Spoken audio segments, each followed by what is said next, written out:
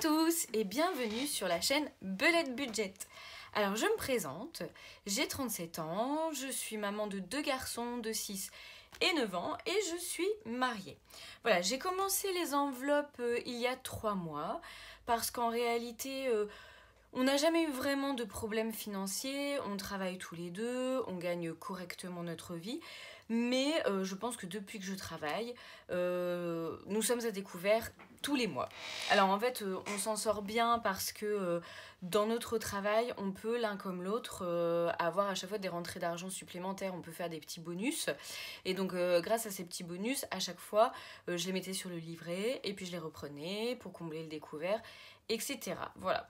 Donc je me suis dit depuis le début de cette année que j'aimerais vraiment pouvoir faire gonfler notre livret sans avoir à reprendre parce qu'on aurait un projet d'extension de la maison et pour l'instant on ne peut pas le réaliser évidemment vu que nous sommes tout le temps à découvert. Voilà. Alors pour l'instant, je dois dire que ça marche plutôt bien parce que le découvert commence à se combler et surtout, en fait, j'arrive à anticiper les dépenses du mois, c'est-à-dire voilà, prévoir à chaque fois quand il y a des choses importantes qui vont arriver, que ce soit des anniversaires, comme le mois dernier c'était l'anniversaire de mon fils, ou changer les lunettes, enfin voilà, toutes les choses du quotidien, et ben en fait j'ai fait des enveloppes pour et je les anticipe un petit peu. Après, niveau vraiment du découvert, on l'a encore un petit peu, mais déjà moins. Voilà, parce qu'en fait, je me rends compte que j'ai quand même fait quelques erreurs pour l'instant.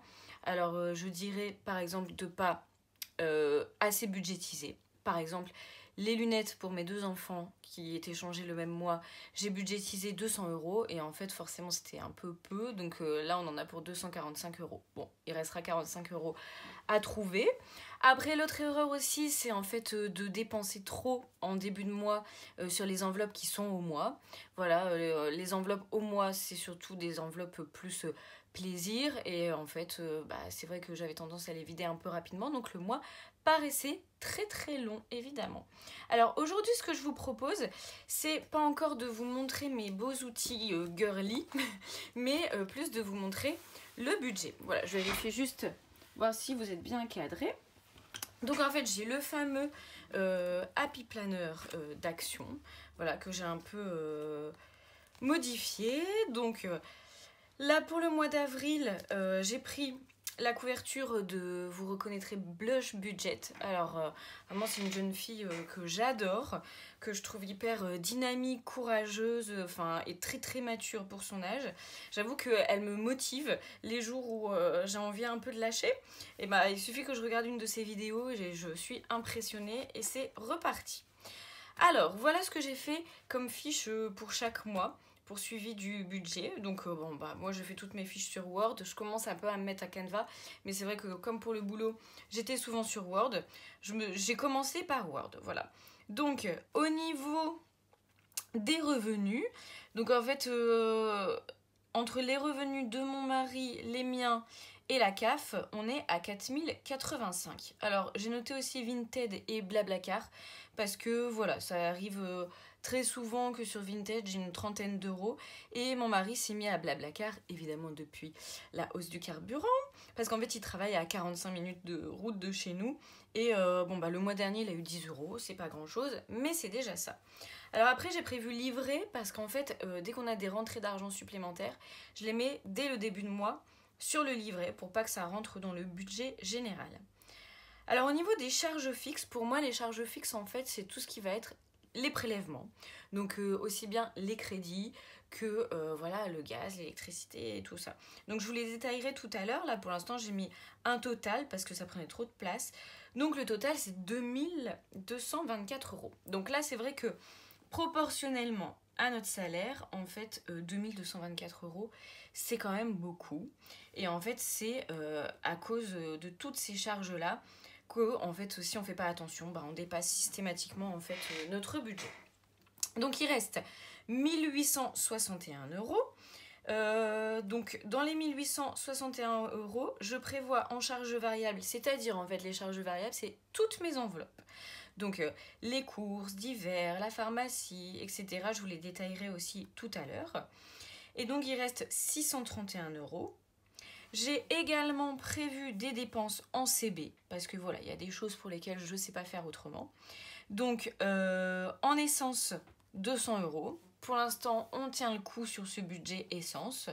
On n'a pas trop augmenté, parce que moi, je roule un peu moins, je prends moins ma voiture, du coup. Caro, du coup, ça, c'est mon budget perso. Pour... Alors, en fait, j'ai un gros budget, vous verrez, parapharmacie. On va dire que j'aime bien tout ce qui est skincare. Donc, j'avoue que ça, souvent, c'est un peu ce qui va... exploser. Donc il faut que je sois quand même beaucoup plus raisonnable.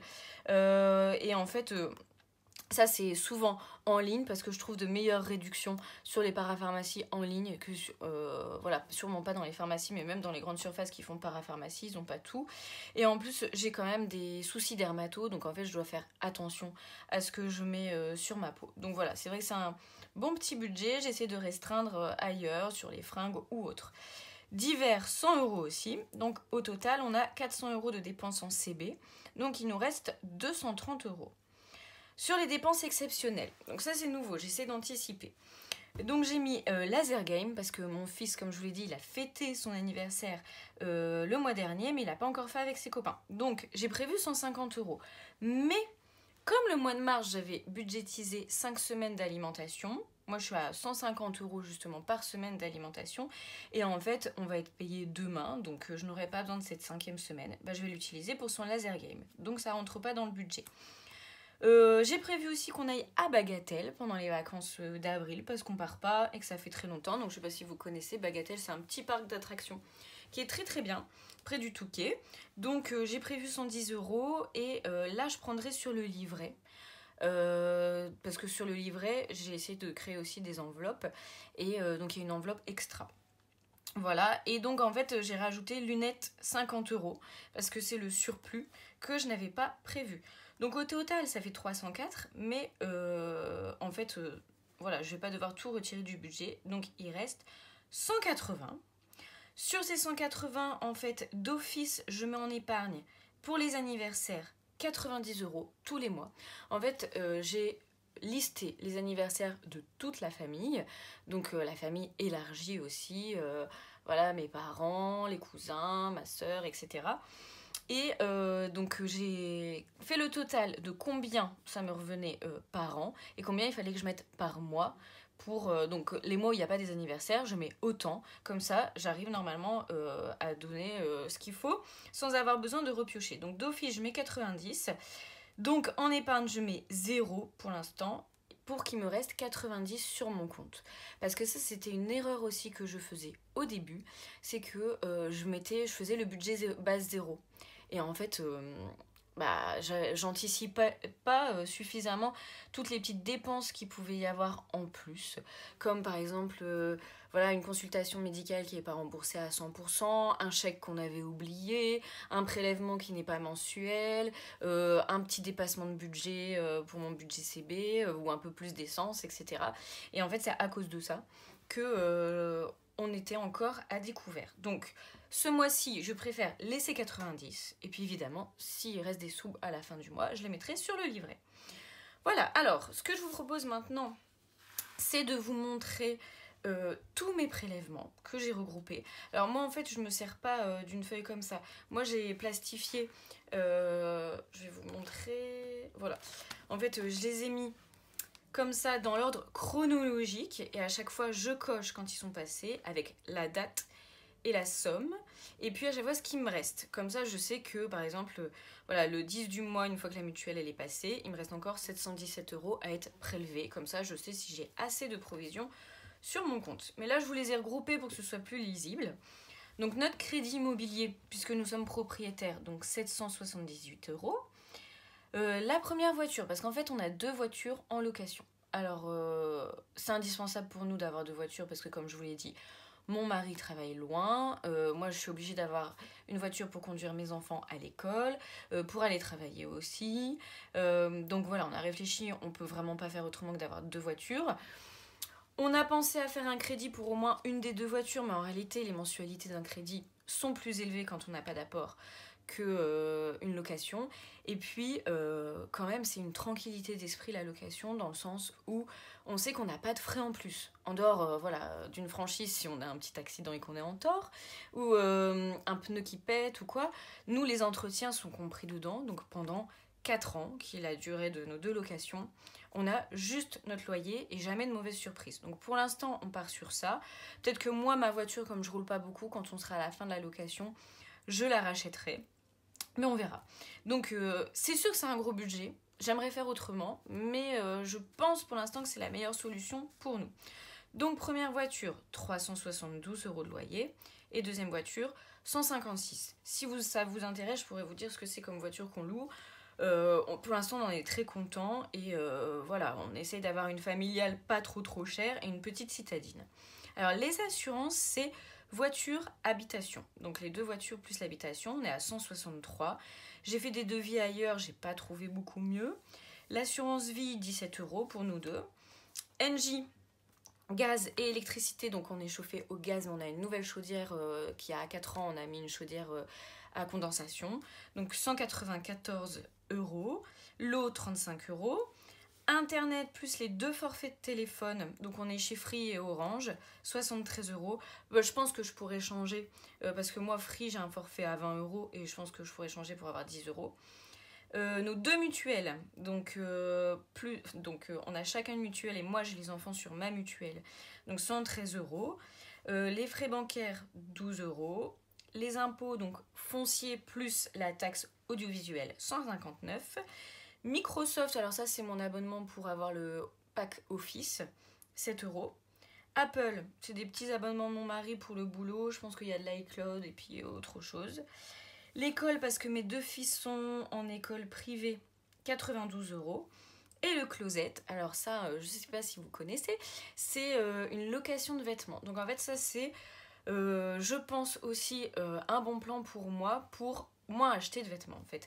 Donc plusieurs fois par mois, ce que je peux faire, c'est donc je loue 2 vêtements plus un accessoire et je les reçois, je les garde le temps que je veux, puis je les renvoie.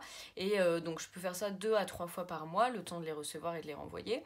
Je les choisis et donc en fait c'est de l'occasion à chaque fois. Donc en plus, moi je trouve que c'est écologique.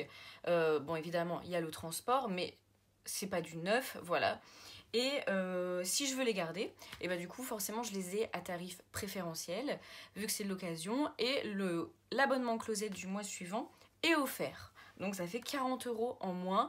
Donc si par exemple je veux garder tout mon closet avec 2 vêtements plus un accessoire et qu'il est à 60 €, bah en réalité il va me revenir qu'à 20 €. Donc moi pour l'instant ça fait bien 2 ans que je le fais et j'en suis ravie. J'achète beaucoup moins de vêtements à côté quand même. Et j'ai marrainé ma sœur, plusieurs copines et collègues, et tout le monde est super content et continue. Donc si ça vous intéresse aussi, vous pouvez m'envoyer un petit message, je vous enverrai un code de parrainage. Donc au total, nous sommes bien à 2224 € pour les prélèvements. Et là, je vais vous montrer un peu comment je répartis mes enveloppes pour chaque mois.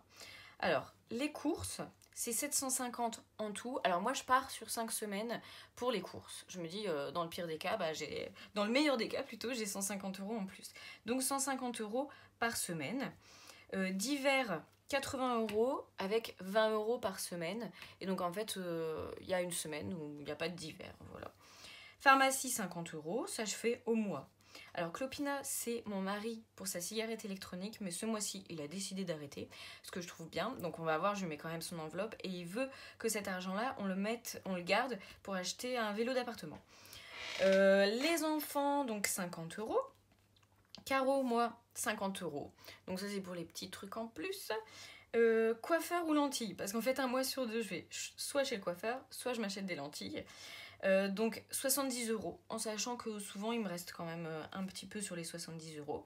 Papeterie, 10 €, donc c'est pour soit moi si j'ai besoin de feuilles pour plastifier, ou les enfants s'ils ont besoin de crayons ou autre. Alors fête, 100 €, c'est pour tous les anniversaires quand on reçoit à la maison, mais c'est aussi pour toutes les fois où on va recevoir voilà, des amis, de la famille. En fait, avant, je mettais le même budget, mais en fait, je me mélangeais, je savais pas combien à chaque fois je dépensais. Donc voilà, ça c'est plus le budget pour les petites soirées. Anniversaire, donc d'office, je mets 90 €, donc c'est un peu de l'épargne, mais de l'épargne qui part. Et j'ai rajouté une enveloppe au cas où 30 €, parce qu'en fait je l'avais pas avant. Et je me rends compte que je mettais un peu trop vite dans mes défis. Et que des fois à la fin du mois il me manquait. Donc au total nous sommes sur 1320 €. Voilà, donc pour cette première vidéo, j'espère que ça vous a plu. Je sais que je parle un peu vite, mais en fait voilà, dès que je fais une petite présentation orale, c'est comme ça, j'ai un ton assez dynamique, donc j'espère que vous aurez quand même bien compris. Ce que je vous propose, c'est qu'à la prochaine vidéo, je vous montre mes outils, mes défis, et qu'on fasse le remplissage des enveloppes pour le mois d'avril. Voilà, je vous dis à très bientôt, et puis surtout n'hésitez pas à liker, à vous abonner, et puis à commenter. Au revoir.